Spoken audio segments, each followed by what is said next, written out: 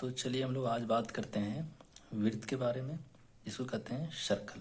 तो आप देख सकते हैं जो फिगर दिख रहा है आपको, इसे कहते हैं सर्कल, हिंदी में इसे कहते हैं वृत्त। तो वृत्त में सबसे पहले हम लोग बात करेंगे त्रिज्या का। त्रिज्या वृत्त 2D डायमेंशन वाला फिगर होता है और ये त्रिज्या किसे कहते हैं? त्रिज्या को कहते हैं रेडियस। ये वृत्त है सर्कल, और सर्कल के बीचों बीच का जो भाग है, बीच का भाग, बिल्कुल ये सेंटर, इसे क्या कहते हैं हम लोग? केंद्र। और इस केंद्र का नाम क्या दे दिए हम लोग? ओ। तो ये इस वृत्त का बीच का भाग है। केंद्र से लेके परिधि तक के बीच की दूरी को क्या कहते हैं हम लोग? त्रिज्या।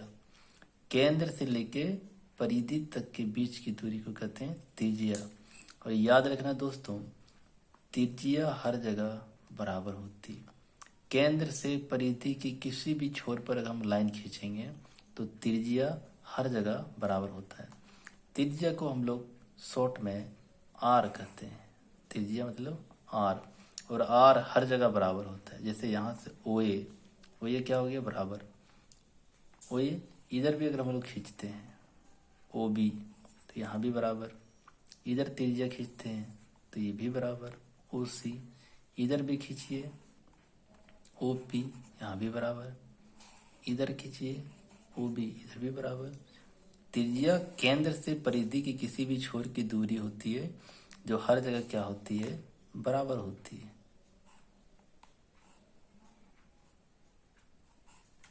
ठीक है, ओ एन। तो ये होगी हमारा त्रिज्या, यानी त्रिज्या केंद्र से परिधि किसी भी दूरी को क्या कहते हैं? त्रिज्या। त्रिज्या हर जगह बराबर। तो अगर यहाँ 7 है तो यहाँ भी 7 होगा, ये भी 7 होगा, ये भी 7 होगा, ये भी 7 होगा, ये भी 7 होगा। कहने का मतलब है कि केंद्र से परिधि की किसी भी बीच की दूरी को क्या कहते हैं? त्रिज्या।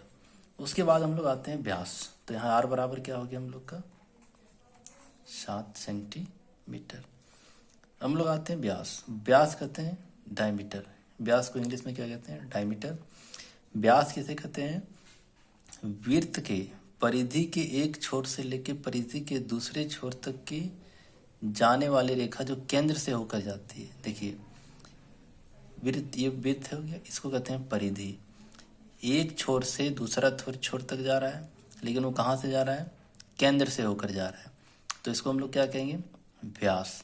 ये जरूरी नहीं कि सिर्फ ऐसे ही जाएगा, आप ऐसे भी खींच सकते हैं, लेकिन वो चीज़ आना चाहिए केंद्र से। ये भी देखिए, ये इससे जा रहा है, ये भी जा रहा है, सीधा जाएगा, ये सीधा जाएगी, तो इसको क्या कहते हैं हम लोग? व्यास। बिल्कुल सेंटर से जा रहा है तो उसे हम लोग क्या कहेंगे? व्यास। और ये जो व्यास होता है, व्यास को हम लोग कहते हैं शॉर्ट फॉर्म में डिनोट करते हैं डी से। और डी बराबर क्या होता है? 2r। कहने का मतलब है त्रिज्या का डबल होता है। क्यों? हम जानते हैं कि त्रिज्या हर जगह बराबर होता है। जैसे यहाँ त्रिज्या 7 है तो इधर भी 7 होगा, तो 7 7 कितना हो गया? 14। तो व्यास कितना होता है? त्रिज्या का डबल। जैसे डी बराबर 2 और आर कितना था? 7, तो 7 दूनी कितना हो गया? 14। तो वृत्त का व्यास क्या हो गया? 14। कहने का मतलब है त्रिज्या का डबल होता है व्यास, और व्यास का आधा, व्यास का आधा क्या होता है? त्रिज्या। यानी अगर ये 14 है, आधा काट देंगे, आधा कर देंगे तो 7 हो जाएगा। तो त्रिज्या व्यास का आधा होता है, और व्यास जो है, ये जो पूरा व्यास जिसे कहते हैं डायमीटर, वो त्रिज्या का डबल होता है। आधा इधर, आधा इधर, तो आधा आधा कितना हो गया? पूरा, यानी 2r।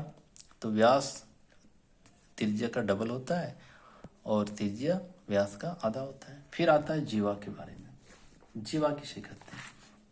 तो जीवा कहते हैं वृत्त के परिधि से एक छोर से लेके दूसरे छोर तक जाने वाली रेखा को क्या कहते हैं? जीवा। जिसे कहते हैं, ये देखिए, कॉर्ड। इंग्लिश में क्या कहते हैं? जीवा। इंग्लिश में कॉर्ड, हिंदी में जीवा। तो वृत्त के परिधि के एक छोर से दूसरे छोर तक जाने वाली रेखा को क्या कहते हैं? जीवा। शर्त यह है कि वो सेंटर से पास नहीं होना चाहिए। अगर सेंटर से पास हुआ तो फिर क्या कहा जाएगा? वो व्यास। तो देखिए ये सी डी भी हमारा क्या है? जीवा। और ए भी क्या है? वृत्त का जीवा। देखिए सेंटर से बिल्कुल पास में, लेकिन सेंटर पर नहीं है, तो इसीलिए हम लोग क्या कहेंगे? जीवा। तो जीवा क्या हो गया हमारा? एक ए बी और दूसरा क्या हो गया? सीढ़ी। इसके बाद आता है चाप। चाप किसे कहते हैं?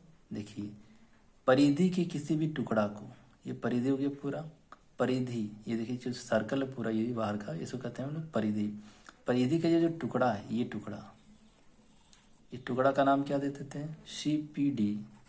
CPD, ये है CPD। ये जो लाइन है, ये जो कट रहा है, ये यहाँ से यहाँ तक, इसको कहते हैं हम लोग चाप। और ये CD क्या हो गया? जीवा। ये भी क्या हो गया? जीवा। परिधि किसे कहते हैं? तो परिधि क्या कहते हैं? ये वाला क्षेत्र है परिधि। जैसे मान लेते हैं कि हम लोगों का कोई साइकिल है, उसका पहिया है, तो पहिया का जो साइकिल का जो पहिया कितना लंबा है अगर नापेंगे, तो इसी से हम लोग कैसे निकालेंगे? परिधि। परिधि निकालेंगे तो उसका लंबाई हमको निकल जाएगा, इसको कहते हैं परिधि। तो परिधि ये हमारा हो गया। उसके बाद आता है वृत्त का अंतः कोण, यानी इसमें कितना टोटल कितना डिग्री का कोण बनाता है। तो याद रखना दोस्तों, वृत्त टोटल 360 डिग्री का कोण बनाता है, 360 डिग्री। ठीक है, अगर इसको हम लोग बांट देंगे, आधा आधा कर देते हैं, देख लीजिए।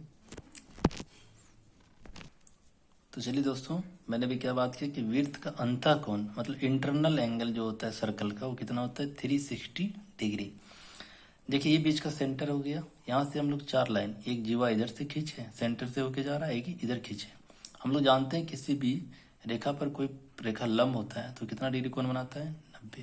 तो ये भी 90, ये भी 90, ये भी 90 और ये भी 90। तो 90 90 कितना हो गया? 180। और 180 180 कितना हो गया?